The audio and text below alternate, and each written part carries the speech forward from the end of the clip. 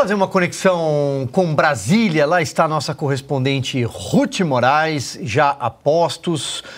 Ruth, boa noite. Tudo bem por aí? Boa noite, Silvio. Boa noite para toda a nossa bancada e nossa audiência. Tudo bem, sim? Pois bem, a Fabi lembrou, a Ruth também, ó, no figurino do Oeste, do Estúdio Oeste hoje, estamos todos aqui de branco ou de preto, no meu caso do Flávio, um híbrido. Mas falando sério, Ruth, que grande confusão aconteceu na CPI do MST, que é mais um dos assuntos que a gente tratou ao longo da semana no nosso site. E já adianto, daqui a pouco eu vou mostrar a charge da semana que trata deste tema também.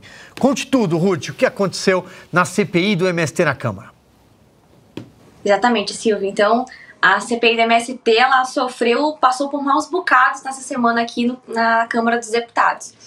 Então, a CPI, que é a única comissão ali que está dando alguns entraves para o governo, que tem ou tinha a maioria governista até o momento, fez o governo ficar sem sono ali um pouco, e o Centrão, que está negociando sua entrada com o governo, mais especificamente o PP, que é o Progressistas, e o Republicanos, que apoiou o ex-presidente Jair Bolsonaro no ano passado, a reeleição, eles foram os escolhidos ali para ganhar 2 ministérios, né? E ainda não se sabe qual ministério cada um vai ganhar, mas eles vão entrar no governo até o final deste ano, segundo o próprio ministro Alexandre Padilha.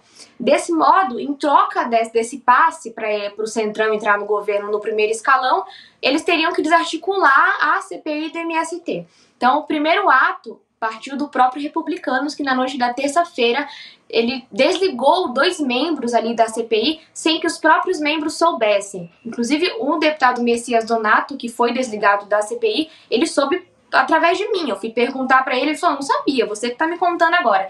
E aí ele confirmou que, de fato, o líder Hugo Mota, o líder do Republicanos na Câmara dos Deputados, desligou ele. Na manhã da quarta-feira, que iria acontecer o depoimento do ministro da Casa Civil, Rui Costa, um dos depoimentos mais aguardados na Câmara dos Deputados. Vale lembrar que ele é o único ministro que não foi ainda à Câmara até o momento, de todos os outros. Até o Dino já foi, mas o Rui Costa ainda não foi. Então, na manhã da quarta-feira, o presidente Arthur Lira anulou a convocação do Rui Costa, que foi aprovada pela maioria do plenário da CPI. Durante a comissão, né, porque eles fizeram uma sessão ainda naquele dia, quando eles chegaram à comissão para abrir os trabalhos, descobriram que outros 5 deputados foram desligados da CPI, também sem ser avisados, e ali os trabalhos foram encerrados, eles não fizeram a sessão daquele dia, em protesto ao governo Lula. Foi cogitado até mesmo o relator Ricardo Salles, ele disse para nós que na próxima semana entregaria o relatório da CPI, ou seja, colocaria um fim nos trabalhos. Vale lembrar que a CPI, em tese, ela vai até dia 14 de setembro, mas eles queriam prorrogar por mais 2 meses. A prorrogação certamente não vai acontecer e a CPI pode terminar na próxima semana. Antes de entrar aqui no Estúdio Oeste ao vivo com vocês, eu estava conversando com alguns parlamentares e eles me disseram algumas coisas bem curiosas. A questão da retirada desses deputados da CPI foi uma ação direta dos líderes da Câmara dos Deputados. Então, os líderes, em especial o Elmar Nascimento, que é o líder do União Brasil, o Hugo Mota e o líder do Republicanos, eles ali queriam mandar um recado. E qual recado seria esse? De que a CPI estava passando dos limites.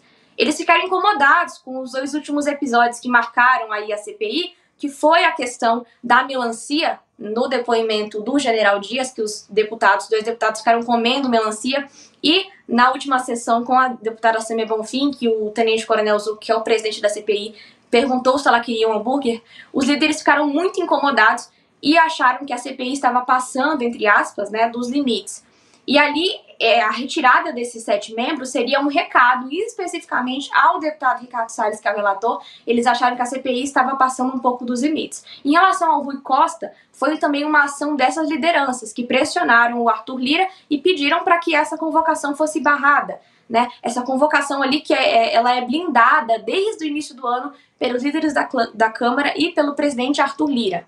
O que eu apurei aqui, na próxima semana, esses 7 deputados que foram retirados da CPI, eles devem retornar ao colegiado. Então, a retirada deles da CPI foi apenas para dar um susto ali na mesa que comanda a CPI, dando um recado de que o Centrão e os principais líderes da Câmara não estavam gostando dos trabalhos que a CPI estava tomando. O interesse do presidente Lira, pelo que eu apurei, é unicamente no relatório. Ele quer que o relatório ele saia o mais rápido possível. Então, pelo que entendemos aqui desse resumo que aconteceu nessa semana na CPI, é que a CPI não deve terminar na próxima semana, mas deve seguir com os trabalhos até dia 14 de setembro.